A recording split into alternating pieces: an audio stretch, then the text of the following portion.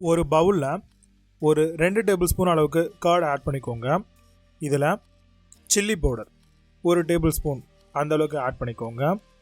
இதில் 1 ஸ்பூன் அளவுக்கு தனியா பவுடர், அதாவது சில்லி எடுத்ததுலேருந்து கொஞ்சம் அதிகமாக எடுத்துக்கோங்க. கரம் மசாலா ஒரு அரை ஸ்பூன் அளவுக்கு மிளகுத்தூள், சால்ட் உங்களுடைய தேவைக்கு ஏற்ற மாதிரி ஆட் பண்ணிக்கோங்க. மஞ்சத்தூள் ஒரு 1/4 ஸ்பூன் அளவுக்கு ஆட் பண்ணால் போதும். கொஞ்சமாக தண்ணி ஊற்றி நல்லா மிக்ஸ் பண்ணி எடுத்துக்கோங்க.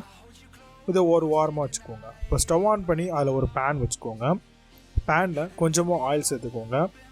ஆயில் காஞ்சதும் அதில் குடமிளகா, நம்ம கேப்சிகம் இந்த மாதிரி சீட்ஸ்லாம் எடுத்துகிட்டு கட் பண்ணி வச்சுருக்கோம், அதையும் ஆட் பண்ணிடலாம்.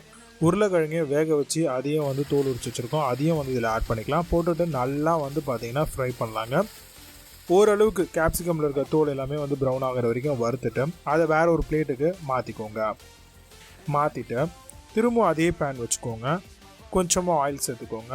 இப்போ வெங்காயம் ஒரு கைப்பிடி அளவுக்கு வெங்காயத்தை நல்லா பார்த்தீங்க அப்படின்னா மிக்ஸ் பண்ணி விடுங்க. நல்லா உங்களுக்கு வெங்காயம் கண்ணாடி பதத்துக்கு வந்தோடனே அதையும் அதே பிளேட்டில் மாற்றி எடுத்துக்கோங்க. இப்போது கொஞ்சமாக பேனில் ஆயில் சேர்த்துக்கோங்க. கொஞ்சமாக கடுகு ஆட் பண்ணிக்கோங்க. கடுகு புரிஞ்சு வந்ததும் ஜீரகம் ஒரு கைப்பிடி அளவுக்கு ஆட் பண்ணிக்கோங்க. தட் மீன்ஸ் கொஞ்சமாக. அதே மாதிரி வெங்காயத்தை 2 சாப் பண்ணி வச்சுருக்கோம், அதையும் ஆட் பண்ணி நல்லா ஃப்ரை பண்ணலாங்க. வெங்காயத்தையும் அதில் இருக்கக்கூடிய மசாலா எல்லாத்தையுமே. இப்போது இதில் இஞ்சி பூண்டு பேஸ்ட்டு ஒரு பெரிய டேபிள் ஸ்பூன் அளவுக்கு 2 ஸ்பூன் அளவுக்கு ஆட் பண்ணிக்கோங்க. இதையும் பார்த்திங்கன்னா நல்லா சாட்டே பண்ணுங்கள். நல்லா சாட்டே பண்ணிவிட்டு இதில் தக்காளி ஒரு 4 தக்காளியை நல்லா பேஸ்ட் பண்ணி வச்சுருக்கோம், அதையும் பார்த்திங்கன்னா இதில் ஆட் பண்ணிக்கலாம். நல்லா அரைச்சிட்டு நல்லா சாட்டே பண்ணி விடுங்க. இப்போ எல்லாமே நல்லா கொதிச்சுட்டு வரும். ஆல்ரெடி நீங்கள் பார்க்கும்பொழுது ஒரு மசாலா ஒன்று ரெடி பண்ணி வச்சுருந்தோம் இல்லையா, அதை இப்போ இதில் ஊற்றிக்கலாம். இந்த மசாலா ஊற்றுங்க. நல்லா ஊற்றுனதுக்கப்புறம் அதை கொஞ்சம் தண்ணி ஊற்றி அதையும் மிக்ஸ் பண்ணி ஊற்றிக்கோங்க. ஊற்றுனதுக்கப்புறம் நல்லா பார்த்திங்கன்னா சாட்டே பண்ணி விடுங்க.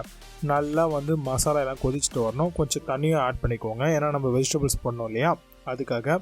இது எல்லாத்தையுமே நல்லா மிக்ஸ் பண்ணிவிட்டு இப்போ நம்ம ஆல்ரெடி வதக்கி வச்சுருந்தக்கூடிய வெஜிடபிள்ஸ் எல்லாத்தையுமே இதில் ஆட் பண்ணிக்கோங்க. ஆட் பண்ணிவிட்டு நல்லா மிக்ஸ் பண்ணி விடுங்க. இப்போது ஸ்டவ் பார்த்தீங்க அப்படின்னா நல்லா ஃபுல் ஃப்ளேம்லேயே வச்சு நல்லா கிரேவி ஆகிற வரைக்கும் பாருங்கள். அதே மாதிரி குடம்புல நல்லா வேகுதா இல்லையா அப்படிங்கிறதையும் செக் பண்ணிவிட்டு நல்லா ட்ரை ஆனதுக்கப்புறம் இதை இங்கே மிக்ஸ் பண்ணிவிட்டு ஸ்டவ் ஆஃப் பண்ணிவிட்டு சர்வ் பண்ணலாம். சூப்பரான ஆலு போனா ரெடி. ட்ரை பண்ணுங்கள்.